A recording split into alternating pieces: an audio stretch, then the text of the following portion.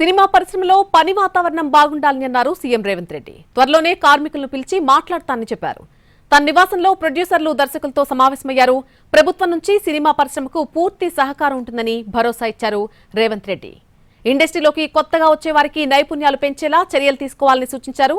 నైపుణ్యాల పెంపు కోసం కార్పస్ ఫండ్ ఏర్పాటు చేస్తే బాగుంటుందన్న సీఎం స్కిల్ యూనివర్సిటీలో సినిమా పరిశ్రమ కోసం కావాల్సిన ఏర్పాట్లు చేస్తామని చెప్పారు.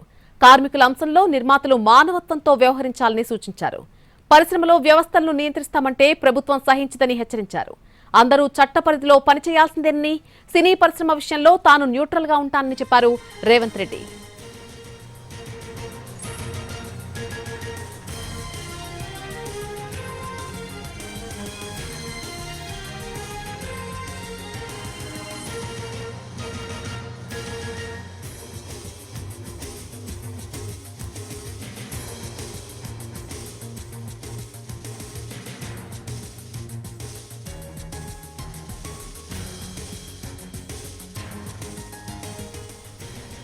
సినిమా పరిశ్రమలో పని వాతావరణం బాగుండాలని అన్నారు సీఎం రేవంత్ రెడ్డి. త్వరలోనే కార్మికులను కూడా పిలిచి మాట్లాడతానని చెప్పారు. తన నివాసంలో ప్రొడ్యూసర్స్, దర్శకులతో ఆయన సమావేశమయ్యారు. ప్రభుత్వం నుంచి సినిమా పరిశ్రమకు పూర్తి సహకారం లభిస్తుందని భరోసా ఇచ్చారు రేవంత్ రెడ్డి.